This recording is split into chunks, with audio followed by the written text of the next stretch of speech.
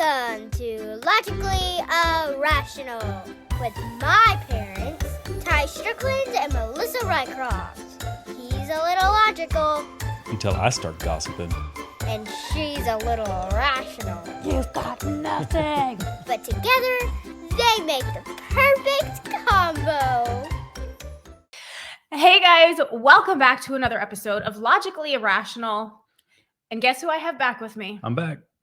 Ty. I am back. He just wasn't done with vacation. No. You know? He was like, sometimes listen, you just need another couple days. 2 weeks is not enough. So, welcome back. He woke up not feeling well. Yeah, I think I'm okay though. We're in Dallas. Mountain Cedar Is extremely high. I've heard is really, really high. And that doesn't do well for me. No, you and most people. Yeah. But I woke up in the middle of the night and my throat was just killing me. I'm like, oh no. Is that not the worst Because feeling? strep is definitely going around. When you wake up and your throat, either that or like, you know, you've been mouth breathing because you're stuffy. I think your that's what nose it is all was. Stuffy. Ugh. But I woke up, got out. What's that stuff I took? Emergency. Yeah. Took some of that. Took some allergy medicine. I'm good to go. Well, because listen, I don't want to be insensitive. I'm always sensitive if you don't feel well. But we had to record today. Oh yeah. I said, Ty's got to be there. And we have to do it early, which is super annoying for you. But like I was telling everybody last week, I'm a mahjong. I don't even know how to say it. Aficionado. Yes. Yeah. Yes. And it has taken over. I have another game that I'm playing later today. Do people know what that is? Like, do listeners know what that is? I think old ladies do. I think, but you know what? I'm approaching 40 here in a few weeks, and Well, you're an old lady, yeah. Like- I'm just agreeing with you. you will always be older than me. Just That's remember true. that. Okay. That's true. Half my age plus 7, baby. How old did that put her at? Let's see. How old am I? 41? Yeah. 27? Y'all, could you see Ty dating a I mean, it would be miserable. 27-year-old woman? I couldn't handle it. Ugh. The amount of selfies you'd have to take. You know the people we make fun of in Vegas? Yes. That you see one person and the other person's just trying to take pictures of them that they want. And I'm like, that would be, if you dated what the rule is, which is half your age plus 7 years. Oh, yeah, no. It would, I can't handle like the amount of social media that we do now. I don't even do And you don't do very much, right? It's like only I do when family pictures. That's what I want. I want us all together, but Yeah. I never am like, Ty, take this Let's take picture this. of me. I'm going to turn around and get there this was a angle. time in Vegas where you forced me into buying you a selfie stick. Oh my God. Remember I that? love my selfie stick. And I thought that was the beginning of the end. But the selfie stick was so that I could actually be in a photo every now and then. Okay. Ty never takes pictures of me when I'm with the kids or if I'm doing anything. I have a That's million not true. pictures I of always you. take I have photos. when I'm like, hey, Ty, grab the picture. So I'm like, if I have a selfie stick, at least then I can hold it up and I can show everybody, look, I'm here too. Yeah, you're right. I am not. I should get better at that. We need more pictures of you. There's always pictures of the kids, and not me as much. Well, you're but- always with the kids, or like I'm like you and Kaysen are sitting. I'm like, stay there. Let me get that Yeah, picture. right. Yes, 100%. So I don't feel shame at all in my selfie stick game. I told you I was going to get one for our spring break trip. for ski trip. Yes. Speaking of, we need to get that. What's that camera thing that Beckett has? The GoPro. We need to get that going. Oh, geez. I don't think we ever figured out how to work that. I think that ours was broke. The charger was broken or I something. have no idea. I mean, what are you going to put the GoPro on me? It's going to be very slow-mo. No, put it on me and then on my helmet, and then I could film y'all Oh, skiing, oh, sure. whatever. Yeah. How does that not make sense? Because I don't ski well. Like it's a lot of stop. Well, and right, go. but that's why it would be Stop. on me, so we can get the And kids go. good Yeah. stuff. Anyway, Yeah, I know. That was super fun. So we missed you last week. I hate doing this stupid thing by myself. It's not fun. yeah, I would not want to do that. I don't like talking that much. And I feel like I talked about a lot of things that you had some input on. We talked about New York. I mean, it was everything that happened over break. Yeah. Yeah. New York was Do you fun. even remember anything? I know it feels like it was No. 3 months ago. Yeah. New York was fun. It was very crowded. Very, very, very crowded. I felt so bad. Like we went to talking up all the fun stuff that we're going to do. We're going to go to the biggest toy store in the world. We get there, there's a 2-hour line. Like, look, there it is, kids. Well, What do you want to go see now? And they're like, wait. We're not going inside? You know what? They didn't seem to Nope. care, though. I think we made up for it. Yeah, no, they were fine. They didn't know what to expect, and so they weren't let down. Yeah, exactly. What we did not talk about, though, and had this happened last week when we recorded or not? Damar Hamlin? Had that all happened? Yeah, it happened last Monday. Okay. Yeah, and he's home now. He's home now. Can you believe that? Is crazy. That is absolutely crazy. That his heart stopped beating several times a week and a half ago, had to be resuscitated, was in ICU, intensive care, and now he's home. That's nuts. Good for him. Luckiest man alive, right? Yeah. I mean, count those blessings. But they say, from what I've seen, that it's like a 6 to 9 month recovery. Oh, really? From a cardiac arrest. Like, it's not something that once he feels better at home, he can go, all right, I'm going to start working out again. They say that his recovery in the last week and a half or whatever is phenomenal. It's like it's way past where it should have been. And I think you have to give 100% credit to the medical staff that was there that 100%. Totally 100% saved his life by doing what they did, right? CPR on the field. Yeah. But he's also like peak shape. 24. Yeah, somebody, like if somebody's going to. So also somebody that you would think would not be going into cardiac arrest. Mm-hmm. 100%. And I don't think we even know yet whether it was an underlying issue or it was, I don't know the term for it, but that once in a blue moon fluke where he got hit right in a rhythmic heartbeat, something. And it could have happened to anybody. Could have happened to anybody, or there could have been something going on that made that. Just glad he's better. But do you think he'll play again? Well, I don't know. I think it might be insensitive to even say that. To say what? That will he? No. I know. I mean, does he? I'm not saying you're insensitive. I'm saying I think it's like he's alive. Oh, 100%.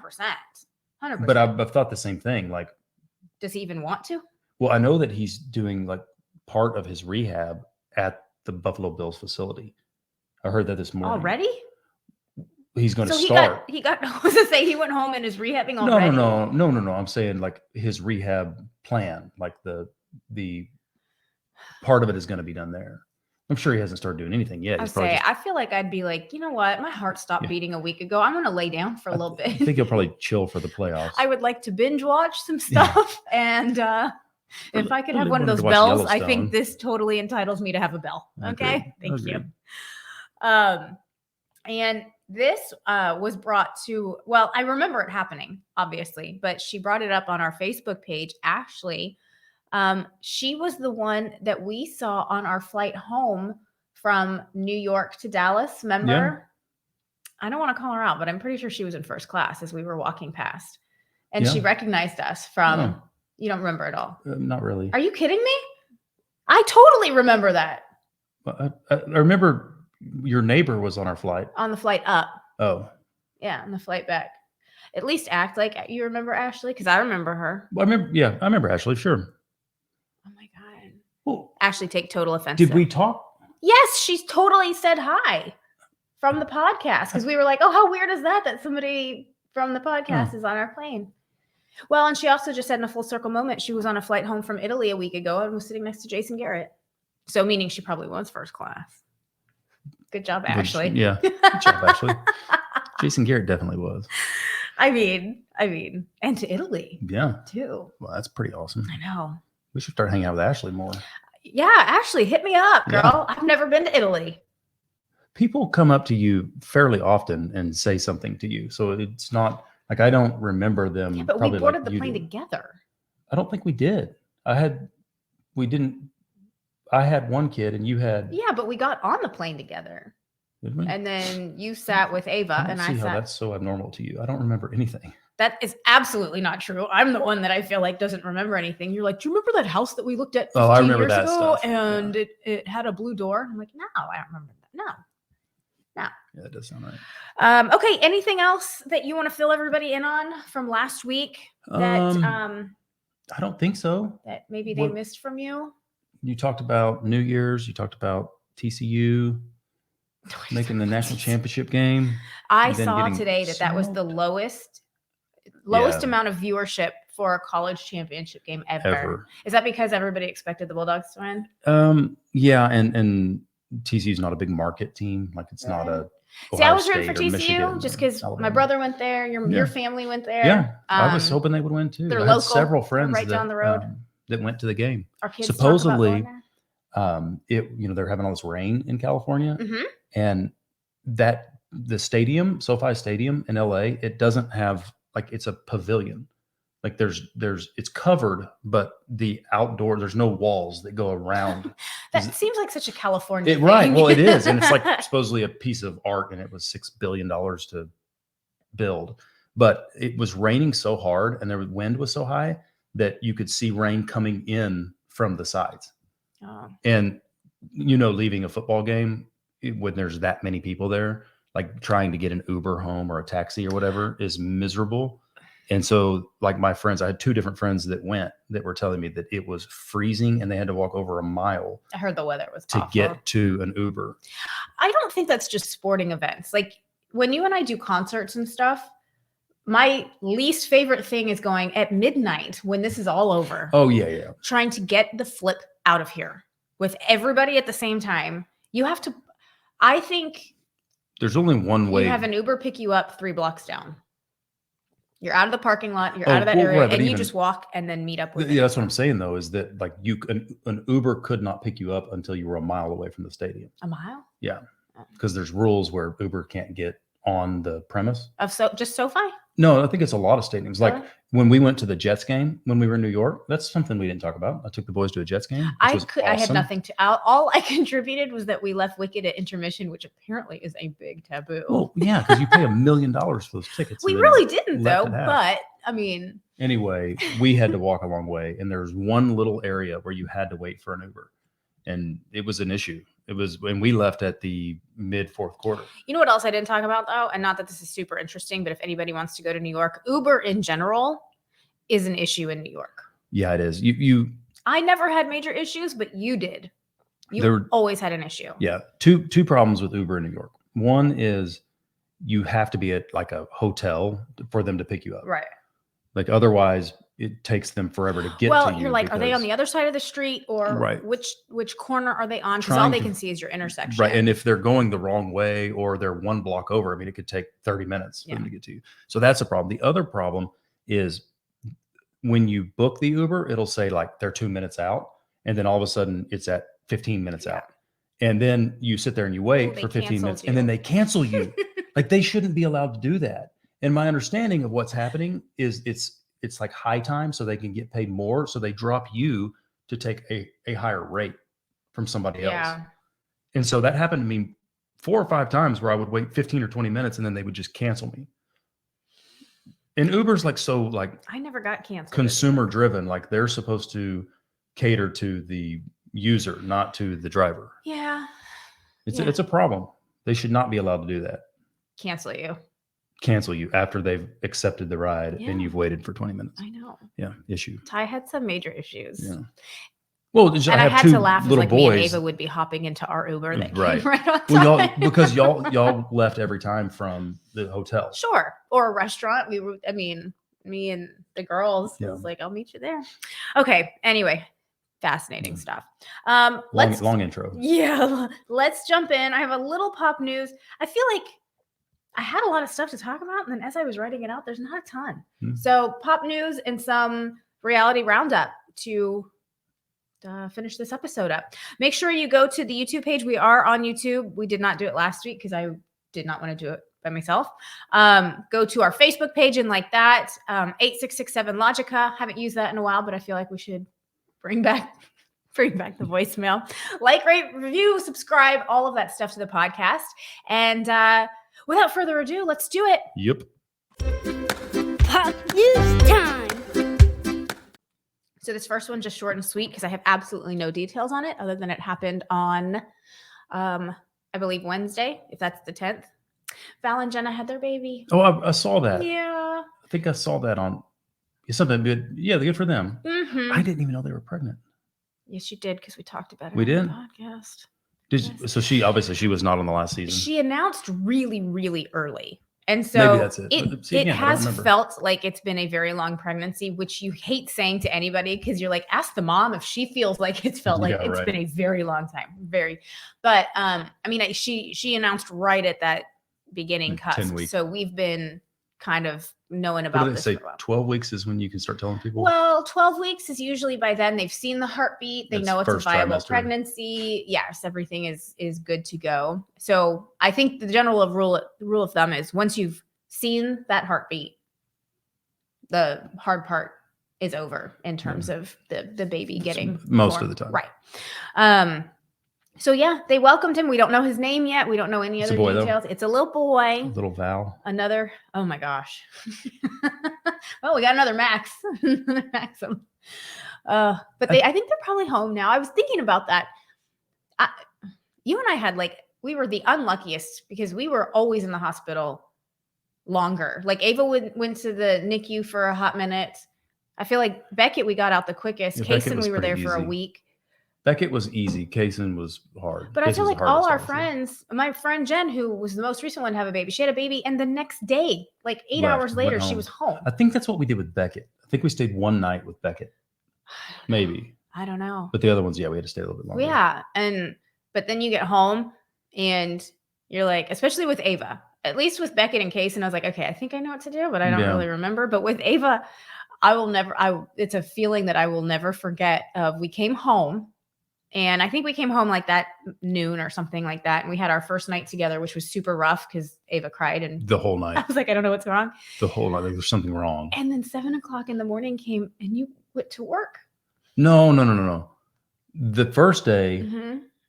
we called my mom at like 5:00 in the morning. 100%. Because I was like, something's wrong with my kid. Because she cried all night long. Like, she's not stopping. Well, and plus we had to go to the NICU. There was a little issue with her breathing. And so we're like, there's something wrong. But I should maybe not the next day. But what I'm saying is that first day. The first day that I did go to work. You got up and went to work, and I went, I've had her for a day or two. It's a little intimidating. What am I supposed to do? Like, I don't know what to do with this thing. And well, and really it's kind of boring, right? Well, the first, yes, because all they do is supposed to sleep, which Ava did not. But she would sleep in like 15-minute increments. Like she would get all of her sleep that she was supposed to, but just in little bitty increments. It was exhausting. I just remember that weird feeling of like, okay, I guess I'm in charge. Sure. Like I'm a big help, right? Well, it's just the comfort in numbers right. of like, at least I could bounce ideas off of you. Like, what do you think it is? I don't know. No, bad idea. No? Okay. What do I know? Just hold her so I can go to the bathroom. Just that stuff like that. Anyway. I could make her fall asleep if I was holding her. It was putting her down that she'd wake up and scream. Yeah. So, I mean, Ava never slept in a crib. No. We were those parents. Did she not? No, she slept with us until we brought Beckett that little home. bed that we put.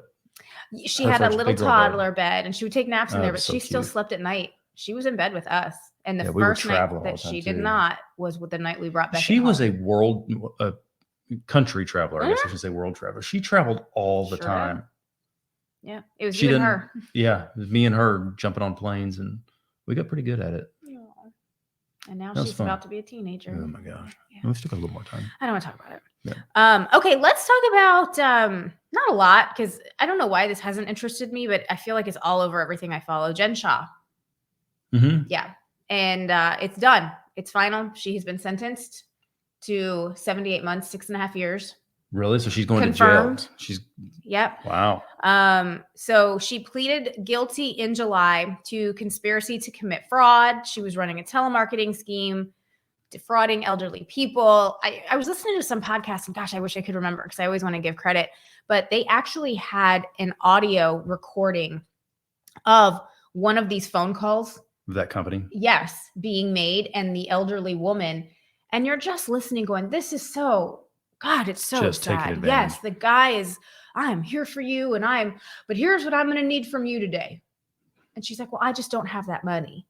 Well, okay, what can I get from you? Like, it was that. And you're just like, oh my gosh. And you do that thinking our parents are of that age. God bless them. I love them, and I don't want to think of them. Oh, my mom falls for this stuff all the time. She calls me once a month. Hey, I just got this phone call. And they need some money, but it's because my computer's broken. Like, what? Mom, no, don't.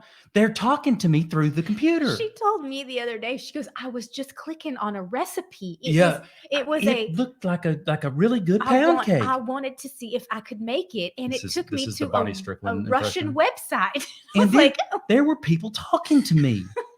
And they said, do not turn your computer off. Mom, turn the computer off immediately. Hold it down, the start button, and turn it off. Love Dobby. I laugh. It's not funny what she did though. It's really it's horrible. So at the sentencing, government was requesting 10 years in prison. That's what they wanted. And then her lawyers were saying 3 years. And the judge then came down and gave her the 78 months, which equates to 6.5. So I wonder, is she years. broke now? Does she have to give that money back? They recoup yes. any So of let's it? get into that. She was ordered to forfeit $6.5 million. She has to make restitution of $6.64 million. I don't understand this. Surrender 30 luxury items and 78 counterfeit luxury items. And she's subject to 5 years of supervised release once she gets out. Now, I know the FBI and the government raided her house to get her Take whatever they could. Couldn't find anything. Like that's the counterfeit. Like every Yeah, what did you say about that? She's supposed to surrender. And this may be what they found at the raid. What they found actually 30 luxury items and then 78 counterfeit. But what does that mean? Her bags. They're fake? Yeah. They were going for bags. Well, if they're not worth anything, why would they want them? Because they didn't know they were fake. Okay. That's what they found in the raid was like sense. everything that she, we haven't watched the Housewives of Salt Lake City since that first year, but I mean, Are they still going? Yeah. They've got to be on like 3 or 4 seasons now. It's the chalet. Look, this is my chalet. I'm Shamazing. I mean, it was nothing other than this extravagant lifestyle that she flaunted, which now has come to light that it was really all fake, first of all. And second of all, she was still stealing all this money from people. How was it all fake? Well, like her luxury items. Now, she spent all that money to rent the chalet. It wasn't her house. Yeah, I mean, because she actually had money. But she doesn't own a house. She stole it from people. So when it comes to the assets, they're like, we have no assets. I get that. But I did see, and I allege it because I don't know if this is confirmed, but I did see that her husband makes $500,000 a year. So maybe he's a football coach. He's tied to her now, right? Is he tied to this debt? Does that mean that when she owes this, he's like, hot dang it? I don't know if Utah is a what do they call it? Common whatever. Yeah. State. I don't know. It's probably not because of all the polygamy and stuff. Well, so everybody's like, I don't know, is she going to serve the whole time? Is she not? Because the night of her sentencing, she threw a party and was seen out in New York. I mean, the woman, it seems very delusional, very like, okay. But you think she's just doing that like, oh, guys, this isn't real. Like, look, it's not bothering me. I think there might be a part of her that's like, hey, I'm not going to be there the whole time. I'm going to win on appeal. But from what I've seen, when you are in a federal prison, you serve most of that time. It's not like, you're at a jail that's overcrowded and they release you for good behavior, like a federal crime. And she's going in with the Elizabeth Holmes. Is that her name? I thought that was the girl that got kidnapped. Holmes? Elizabeth Smart. Jeez, Ty. Holmes? Who's Elizabeth Holmes? She came up with the blood drop that. Yes. What's her name? Is it Elizabeth? Yeah, that's right. Okay. Anyway, she's at this prison that everybody is suspecting that Jen is going to go to. But apparently, from what I have found, federal inmates can serve only up to 54 days of good time credit. So 54 days, fine. It would make her sentence 5.5 years that she would still actually spend in prison, which is a really long time. And that puts her out at 2028. Is it Elizabeth Holmes? Mm-hmm. He's looking it up. Okay. Yeah. See, I was right. It made me nervous, though. It didn't sound right. I think she just had a baby in prison, too. So yeah, she reports to prison February 17th, the day after Sis's birthday. And it's just weird when you think like what's she do? What would you do if you knew you were going to prison for 6.5 years, at best 5.5, and you have 1 month left? What are we doing? I don't know. Yeah, I don't know. I would probably be like taking jujitsu classes or something, and so I don't get beat up. Safe. I'd be spending every second I could with my kids. Yeah. Eating all the good food that I want. That would be awful. It would be like just looming. Like here it comes. It's coming. I bet you that the jail that she's in is not as bad as you would think, though. No, I don't think it's. I mean, again, when I think of Elizabeth, I don't think it's what we see on 60 Days In. Right. It's still prison, though. It's not anywhere I want to be. Right, it's nowhere. Sure. Look at the life she's lived for the past 20 years. It is nothing compared to that. She's not getting hair and makeup and glam. And I think there's like wake up calls, like 6 a.m. wake up calls every day kind of a thing where you're like, this is just life for a long time. And what do? Keep tally marks on your, because you lose track of time. We had, well, they tell you week in between Christmas and New Year's Eve is the week there is no time. Where I'm always I don't know, I have no idea what day it is. I could not tell you. That's true. What day or what time. And I would imagine in a prison, that's just what it is all the time. That'd be awful. There's no calendar. Yeah, there is. Yeah, you have calendars. You have TV and internet and all Some of that. Some of them do. I bet you where they're going. Our 60 Days In doesn't have TV and internet. Well, because those are like jail. Yeah, I mean, they're holding them there. Yeah. Do all prisons have TVs? I think so. Okay. I don't know. I've never been in prison, but well, I think so. Let's try not to do that. Yeah. Okay. We sound real educated, don't That's we? when I would have to start dating half plus 7. Okay. If you go to prison. You'd have to go up, I think. I don't think I would want to date down. As a nothing against being a cougar, just the idea of a 27-year-old guy right now. You could date an 87-year-old. Could. For a little bit. Yeah. Mm-hmm. Maybe by the time I get out of prison, I'll be set back up. Guess what I set us up for, Ty? Okay. Let's do. I talked about this last week. This could have fallen under Reality Roundup, but I put it here. Chris Harrison has a podcast. I heard of this. The most dramatic one, right? The most dramatic. And we had only seen, when I talked about it last week, we had only heard the trailer, and the first 2 episodes of the podcast dropped this week. And of course, I listened to it. Like I think most people listen to it. Is he by himself?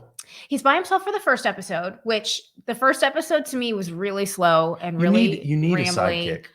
It was almost like he didn't have an outline. And so he'd start talking and I'm listening. And I'm like, I feel like he doesn't really know where he's going. Well, you have an outline, but how many times do we get off of that outline? 100%. But if I'm by, like last week doing it by myself, I'm on the outline because it's very easy when there's not somebody there to be like, what was I saying? Yeah. Help me out. And second episode, he brought on his fiance, Lauren Zima. Who's should I know who that is? Well, so she works for Entertainment Tonight. Yeah. Yes. I know who that is. Yes. They're engaged. Yes. And I will say I did not like the first episode. The second episode, I think the only reason I really liked it was because of Lauren. And I say that because this whole podcast was so vague. And there were so many questions that I was like, I can't wait to hear. He's telling me that this is the behind the scenes. Now, this is actually how he starts the podcast. So tell me this would not lure you of like, oh my gosh. Look, I'm sure there are a lot of people, well, a few people that are sitting in Hollywood right now, nervous as hell that I am doing a podcast. And I guess I would say to those people, if you're nervous, maybe you should be, because you probably know that I know. Mm-hmm.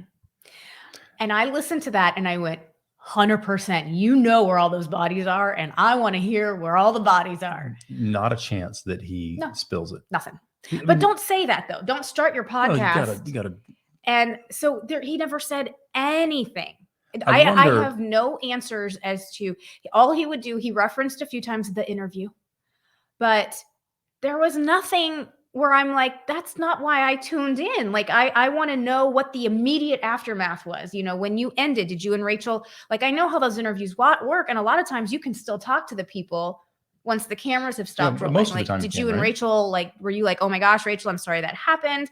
Did Mike Fleiss immediately call you when this came out? You said you stand by the point you made, not the way you made it. What point were you trying? I mean, there's just so much. And I want to know how he was fired. Tell me about that. Were you into it? Were they like, dude, we're going to let you go. You got to sign an NDA. We're going to give you your $10 million. I'm sure he signed so many NDAs, like especially to get I'm sure he got paid. $10 million. Is that right? Yeah. Is that common? I think public knowledge. Yeah. I mean, I wonder how that got paid out. But I mean, because he's probably still getting some of it. But I think that's why I was disappointed, because it was all set up of like, it's time to talk. Well, but it's like a weekly podcast, or it is. But he's only talking about this for 2 weeks, and then it turns into a relationship podcast. Is he like? I think that the more important or the more juicy stuff would be like the behind the scenes of the Bachelor stuff, which he's probably never going to talk about. Probably never going to. If again, and it was refreshing to, hear what he's been doing. And I'm not. He's a decent human being. Like, he's a good dude. I mean, in all of my dealings with him, which is very few. And I have different feelings, and I keep my feelings about that. But, he does take accountability for it. And listen, I think the punishment that he got was harsh. I mean, the dude got canceled 100%. And I think he made a big mistake. I really, really do. And I think the timing of his mistake only made it so much worse. And I do think we are in a society that, like, people kind of like mistakes, and they like when they're made. Yeah, they prey on it. But then they don't care 2 months later once something else has happened and they're on to something else. And I do feel like with Chris Harrison, he was never given that rebound chance. Well, because he was canceled so soon. 100%. Yeah. So why I wanted to listen to this was so he could be like, I was pissed at these Bachelor. You know what I mean? I stood by them for 19 years. I defended every bad decision that they made. I was the face when people said that they were making wrong decisions and not doing this. And I'm the one upselling it and telling them. And what I wanted him to say was, like, this interview with Rachel Lindsay, why do you think I was defending Rachel Kirkconnell? Because they told me to, because we all knew she was the winner. And I had to make sure that everybody still liked her publicly, because they didn't know she was the winner at the time. Right. But I've got producers. Well, but don't you think that he knows that? Like, he knew that going into the thing. That's his job. Sure. But what I'm saying is, I know that, but millions of people out there don't know that what Chris was speaking was what he was being told by Bachelor higher ups. And I'm not defending Chris Harrison. No, I know you're not. There's another side to it. Right. And he never brought that up. He never said, I take accountability, because it was my voice. Maybe you just can't talk about it, period. Maybe. You're right. I mean, maybe when just like you, when you came off the show, you couldn't talk about period. I was so mad. That book that I wrote, and I had to take half of it out because they were like, the rule was, if it was not on air, I was not allowed to say it. Did we actually get it down on paper? What? The book? Or was it like the actual book that you wanted to write? Was it on, like, is there a copy of that sure somewhere? I have emails of with production and stuff. I remember when you sent me, like, one of the first drafts or something. Yeah. It was in an email. So I'm at my office and I spent like 2 hours reading it in my office, and all my employees are coming in. What are you doing? I'm reading about behind the scenes of The Bachelor. But it was your side of the story of when we broke up. That's how the book started. And I was like, that's not true. That's not true at all. I never went to House of Blues. You did go to House of Blues? I did not. Without me yet? I did not. You did. You were convinced that I did, and I did not. I went to Social House. I did not go to House of Blues. This argument is 15 years old. Well, I either did it or I didn't, and I didn't. Oh my gosh. It's fine. It was maddening. Okay, so going back to this. You know what? I'm going to go to House of Blues today. I'm not taking you. You know what? That's fine. A night to myself sounds delicious. Make up for that night that I didn't go. Back to this Chris Harrison podcast. I got a buddy that works there now. Do you really? Yeah. He manages the deal. He can get you in? Mark Torres. Good dude. There you go. All right. I was just disappointed. I think it's just because I wanted more. He kept saying, it's finally time we talk. That opening of, like, you should be nervous. I was like, I can't wait. Does he ever get back on TV? I don't know. And now this is where I sound catty, and I don't want to sound catty. Yeah, okay, go ahead. No. I've always said, and I think Chris would agree with this, that he was extremely lucky to get attached to The Bachelor season 1. Oh, yeah. Because I don't think that he's like the best host there ever was. He's not, like, I look at Ryan Seacrest, who has done 18 million things, and Chris Harrison just happened to land with this job, become the face, and then got better as years went on, right? And you're like, okay, yeah, who else can do this other than Chris Harrison? But if Jesse Palmer had been there that first year, I think it would have been him. And I think Chris just got very, very lucky. But I think that's all life is. Sure. But I look at, like, a Tom Bergeron, who to me was, and I say this because I saw him live millions of times. But he, like, wins awards. Like, he is. Sure. But did Chris Harrison? That's what I'm saying. Yeah. All I'm saying, and I'm not throwing shade, is that if you are somebody like a Tom Bergeron who is so multi-talented that you can put him in different You can put him in any situation and and he's going to thrive. I don't know where else Chris Harrison would go other than being the host of The Bachelor. Well, and also, I agree with you on that. I totally agree with you.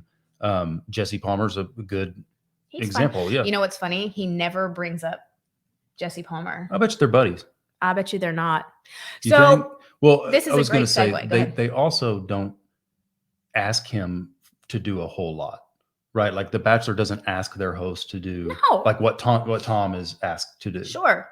You get to go. One's live TV, one's That one season that I did Bachelor Pad, greatest gig ever. I would show up at 11 o'clock. We would do a roast ceremony, and then I was like, done. Half of the time you were just waiting in your trailer. Yeah. You'd just be sitting there for hours. It wasn't hard work. No, it's not like I was like, oh my God, what am I going to do? You were so good at that too. What do I say?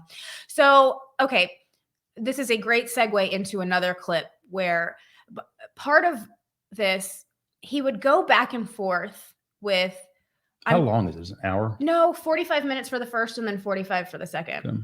And I'm really focusing on the first one. Like I said, the second one to me was much more interesting because all the stuff that Chris Harrison would not say, Lauren Zima said. Like she flat out said, I was pissed at you. I was so mad at you because my career was just starting, and one of the main things I was known for was this Roses and Rosé, which is Bachelor Talk. Mm-hmm. I lost it and I had to say bye. Yeah.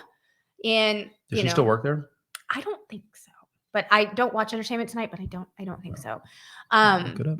But you could tell that she was supporting him and she was angry with the way everything happened. And she was willing to say more than he was. And so I do like that one better. Well, she's not under contract.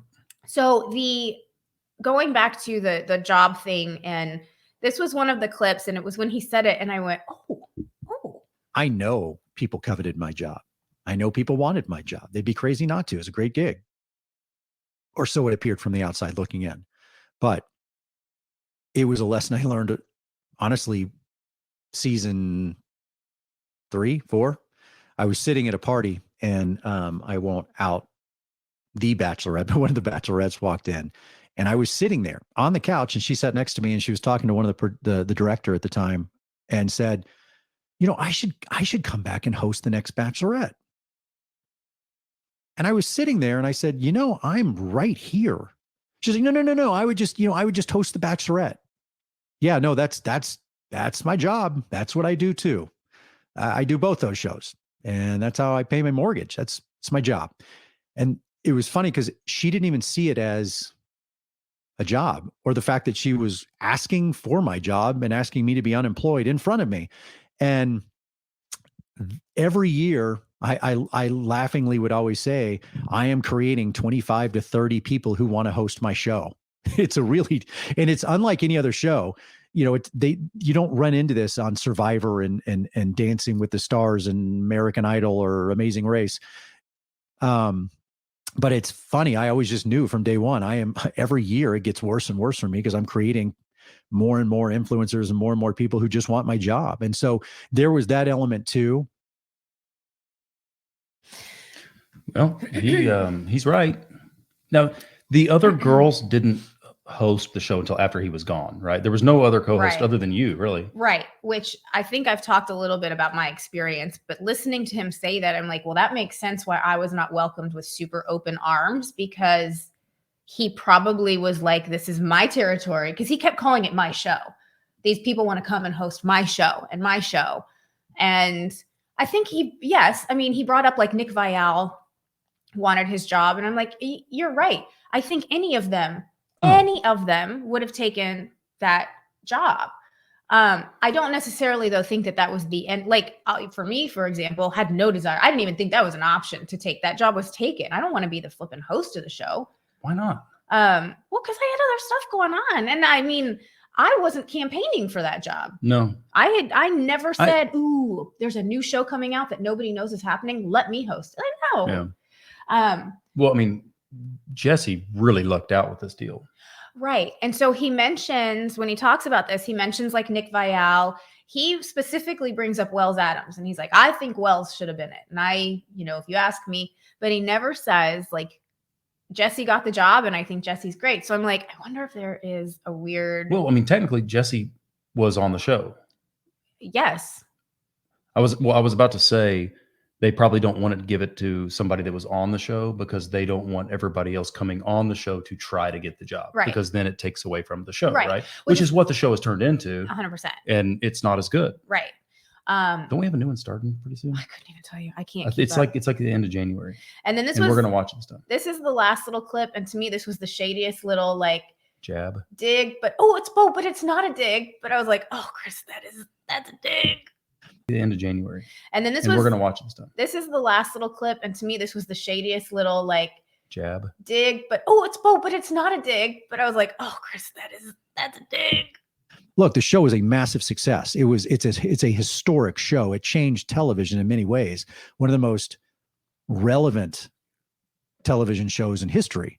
And to be a part of that, to have helped create that over 19 years, I take great pride in that. When people ask what I think of it now, I don't watch. The last thing I think I watched was the last show with Matt James, I think Hometowns. When I left, it was still the number one show on TV. Now, look, do I keep an eye on the ratings? Do I know what's happening now? I'm not going to say I'm not so humble and whatever to say I haven't paid attention to the scoreboard. Yes, I do know. I realize the ratings are down 50 to 60% and the show has changed dramatically.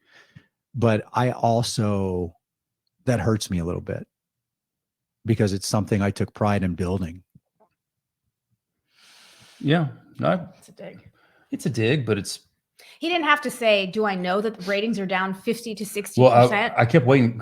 I did want to know how much they were down, and he didn't say it till the end. And let me tell you, from somebody that keeps track of ratings, because we talk about it, ratings have been going down for everything. Yes. Yeah. I mean, this was not just since Chris went away, they went 50 to 60. They had been declining. Right. And he got around that by saying that it was still the number one show on TV. Right. And it probably still is in the time slot. Yeah, probably. But the numbers, even though the numbers are so the numbers are down with everybody everywhere. And they had been going down the last few seasons that even Chris Harrison was hosting. So, but they need to go back to the basics, right? They need to go back to what made them so popular. Can you at this point, though? Yeah, I don't think you totally can. I don't think people care. Get a bachelor that nobody knows, get a bunch of girls that nobody knows, and go back to like I think you have too many shows on Netflix that rival it. The Too Hot to Handle, Love is Blind. Like, you've got too many of those that if The Bachelor does not keep up with a different style formula, it's like,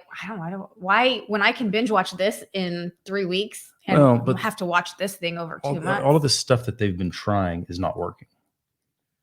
I don't think it's that it's not working. It's just TV's different. It's all changed. I mean, the same with Dancing with the Stars. I mean, they've had to completely revamp. They're on a whole new network. I mean, everybody right now, I think, is just trying to keep up with what's happening digitally. Yeah. And that's really hard because, did you know the Golden Globes were on this week? No. Nope. Nobody cared. But you know how I know? Because I saw it on Instagram and I'm scrolling through and finding out stuff on it. I mean, that's just where we are. But you know what? Everybody still watches. What? Football. Well, yeah, that's true. Football. But NFL. Not TCU versus the Bulldogs. Yeah, that's true. Okay, let's do a quick reality roundup. I want to talk a little bit about Prince Harry. Have you heard anything about his book? And yeah. Do you care? No. No, you don't. Okay. Well, this will be a fun conversation. I see 1883 and 1923. We're getting there. We're going to talk about Yellowstone. Okay. So don't look at my notes. It's supposed to be a surprise. No. Don't look. Reality roundup. Okay, so Prince Harry's book, Spare, came out on Tuesday. Of course, I have it on Audible. I'm on chapter 8, only because each chapter is like 4 minutes long. It's the weirdest thing. Personal experience, I'm really bored right now. I'm waiting for something to happen because everybody's talking about like all the bombshells. I am curious because the big story more now is like, so they did this big Oprah interview. I don't know if you remember that. I believe my time is all off. I want to say 6 months to a year they ago. were sitting outside. Yes. Where they brought up some bombshell accusations accusing somebody in the royal family of racism and what is their son going to look like and stuff. And then they have this Netflix documentary, right? Where they kind of do the same thing of we had no security. We were taken away. And you're like, okay, great. And now literally as the Netflix series is ending, there's this whole book where and you're like, okay, now I don't understand. Like the one interview I got, maybe even the Netflix documentary I get, but I don't understand where our end game is when it just seems to be one after the next, after the next, after the next of attacking them. Attacking them or sticking up for your wife? No, well, okay. It's all a complete one-sided argument. And like every morning on GMA, they're talking to people of like the royal side of things going, this is inaccurate. And I'm going to be very honest. There were a lot of inaccuracies that were found in Prince Harry's book that they are finding out about. And it's nothing big, but it's like, well, that never happened. And that wasn't that. He said that like, I think it was in 97 that he said Princess Diana got him an Xbox. People are like, there was no Xbox in 1997. Things like that, where you're like, okay, if that wasn't true and this little piece wasn't true, this is going to sound awful. The most annoying thing to me right now listening, because he's the one that it's his words, the audiobook. He calls Will Willie. Prince William, who's going to be King William, he keeps calling him Willie. Me and Willie. It's his brother. And he calls, yeah, but you didn't wait till you hear what he said about his brother. And he calls Princess Diana Mummy. And maybe that's a cultural thing. Maybe they all call each other Mummy. But when he's doing sentences and he's like, me, Mummy, and Willie, we went down to get breakfast. And I'm like, oh, God, I just can't. I can't hear him call Mommy and Willie. You're a 40-year-old man. Let's call him Mom and Will. Okay. Yeah, that's fair. So this is the clip that has been making its rounds because, like I said, he tends to keep digging and digging, saying things, and then at the end of it, he's like, "Oh, but I hope that we can have a relationship. I haven't talked to my dad in a while. You know, he might be racist, but I would love to have a relationship." Well, this was on. He did a big interview, a sit down interview with Michael Strahan. And then he also did a huge interview on 60 Minutes with Anderson Cooper. I mean, he's all over the place. Right. And this is from the Anderson Cooper interview. You write about a contentious meeting you had with him in 2021. You said, I looked at Willie, really looked at him, maybe for the first time since we were boys. I took it all in. His familiar scowl, which had always been his default in dealings with me, his alarming baldness, more advanced than my own, his famous resemblance to Mummy, which was fading with time, with age. It's pretty cutting. I don't see it as cutting at all. My brother and I love each other. I love him deeply. There has been a lot of pain between the two of us, especially the last 6 years. None of anything that I've written and anything I've included is ever intended to hurt my family. So, really? Yeah. He said he always looked like, and he did. Prince William always looked like Princess Diana, but now that he's balding, he's not. And yeah, that was a little dig, wasn't it? I mean, he's thinning himself. I would never have said that had he not called out his brother who was balding and who's also older than him. So it happened faster. Yeah, no, you got nothing. Well, I mean, he's saying that he wants it doesn't make sense. It doesn't make sense. He's just totally contradicting They himself. did this whole, we just want privacy. And what does he get out of that? That's what I don't understand at this point. I mean, like the stuff that he needs to address about his wife, like I get. Yeah. Like, somebody was talking bad about you, I would want to stand up for you. But I think it's you do it once. There is something, I always say, what is it? The doth protest too much. When you keep going with this narrative, I'm like, now I feel like you're shoving it down my throat and you're really trying to make me believe this because you know that they don't have a voice. They're not going to respond to this. It's like at this point. They don't ever respond? No. They responded to the Oprah interview about the racial of like, we have no idea what he is talking about.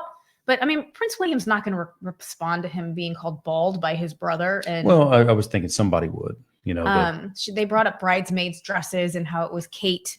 I mean, just stupid stuff where I'm like, this is really not necessary. But what's the fascination? Like it was the number one most sold book ever on opening day. Okay, so you know that. So I was going to say, people are still interested. This 60 Minutes interview that I just played, it raked in 11.2 million viewers, which is huge on network TV right now. His memoir, the very first day that it was sold 1.4 million copies in one day.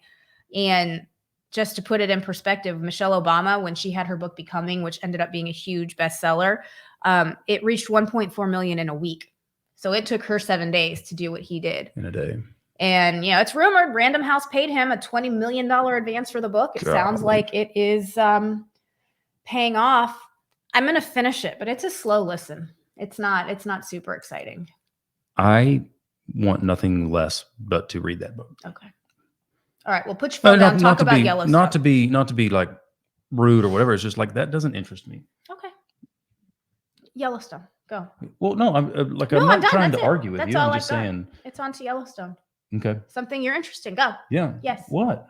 Well, we finished Yellowstone last week. Oh, Yellowstone or 1883? Yes. Well, you finished Yellowstone last week. We did. Yes. I've already seen it all. And so it was your first time. Yes. And it's getting a little out there, but it's good. It's good. I'm still on there. What I really like is, I think I liked 1883. I think I liked 1883 better. I was more like, I couldn't wait to get home and watch that. Yeah. Yellowstone used to be like that. I think I said last week, that's season 5. And I don't like where it ended. And I know it's not the ending, it's the mid-season, but I still feel like on a mid-season. Where did we end? John's governor and Jamie's coming after him. Yes. Yeah. That's it. Done. That has been happening since the first season. There was a conversation brought up on our Facebook page, though, and I don't know if you saw it, about Monica.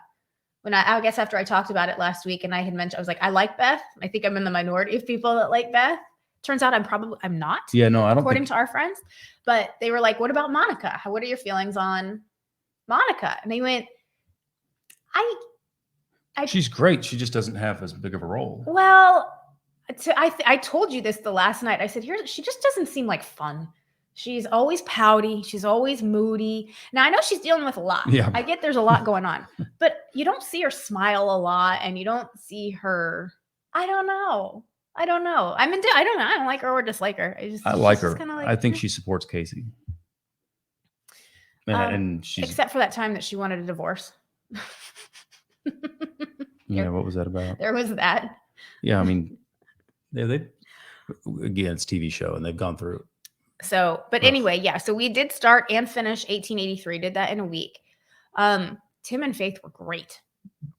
They were great. You know what? Everybody was great. Has Faith Hill acted before? I know Tim does a lot. Yeah, he does some. I don't know. She was great. I feel like she's been in stuff with him, maybe.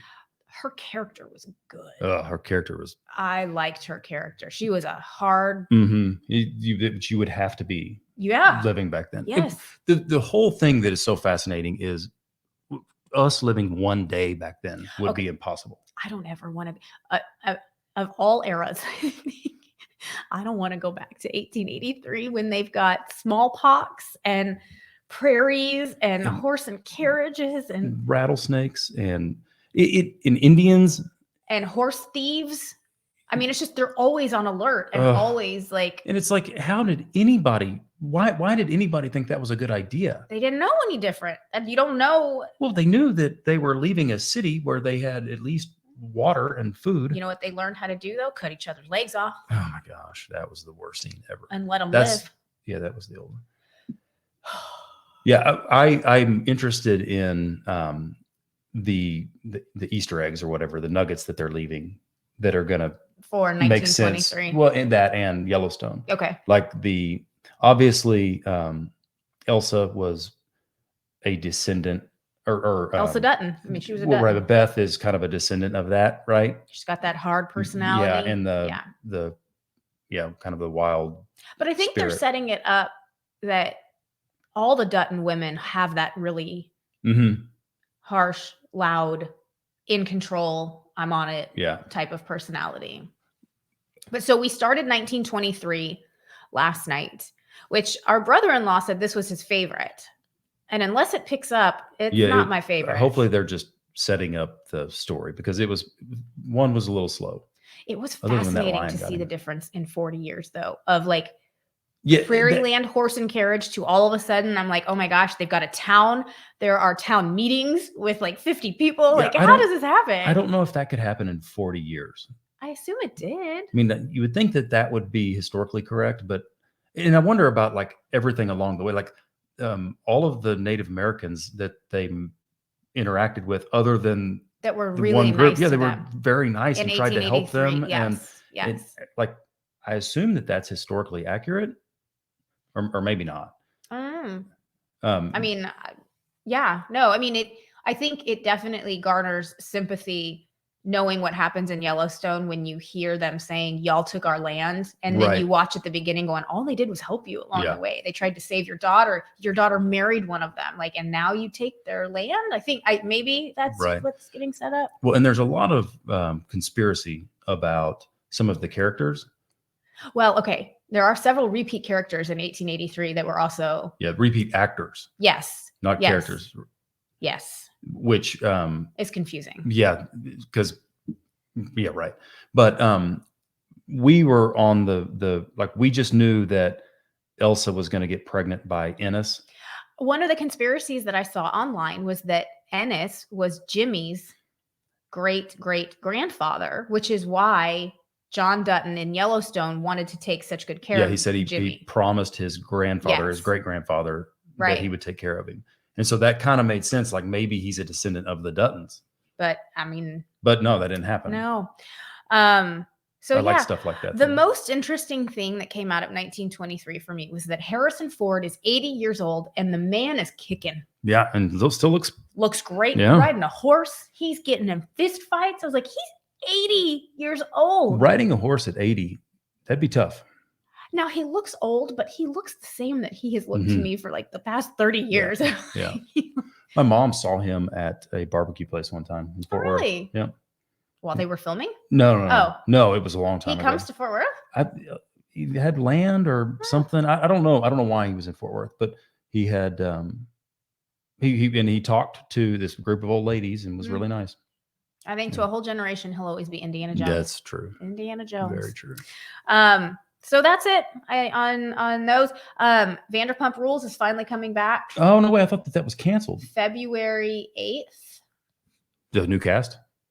Some of the new cast here. So I'm going to let you watch this and then I will put the audio in. But here is maintaining a good friendship. I'm proud of us. We're a divorce success story. Did you see Schwartz and Brickell make out? I've never had hatred for you, and now I do. I think you're pathetic. I think you're drunk, and I think you're a loser. This does not affect me at all. This season on Vanderpump Rules. Bienvenue à Vanderpump at Paris. Can't wait for Mexico! A girl trip. Cheers.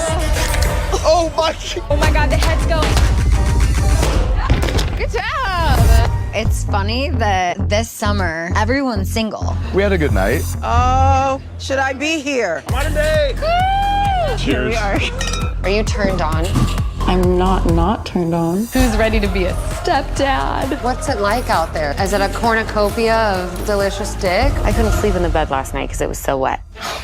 Gotta get this bar open. Hey, when are you guys officially opening? Why haven't you opened? Are you guys open? If it wasn't for this bar, me and Katie would still be together. When I saw what it's cost them, I'm paying for it, it's not good. We just have to open the doors.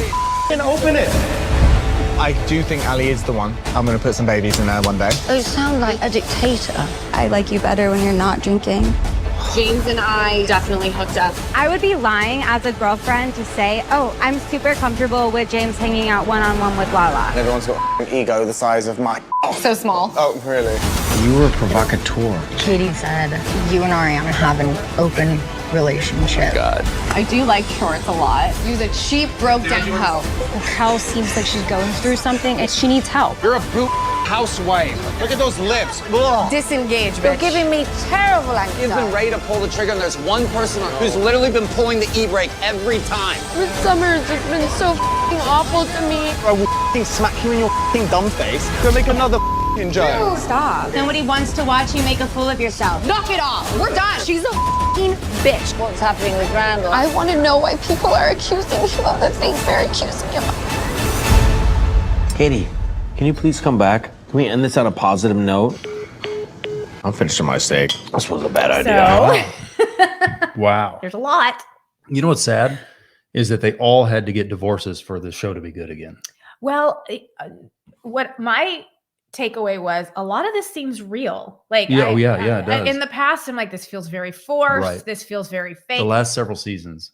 Now, do Schwartz and Raquel, are they maybe making out just because the cameras are filming? Probably, but there really are divorces going on and breakups going on, and that restaurant that is still not open happening. That's why it was good at the beginning. Was that it was real. somewhat authentic, Yeah. and it kind of looks that way again. Yeah. Everybody's divorced. Like everybody, she said, everybody's single. Everybody is single. Well, Tom and Ariana are they married? No, but they're together. Okay. And then obviously Sheena and Brock Purdue. got married, but Lala is single. Raquel and James are single. Katie and Tom Sandoval are single. So I know. Juicy. And then last, I know what I'm getting Ava for her birthday.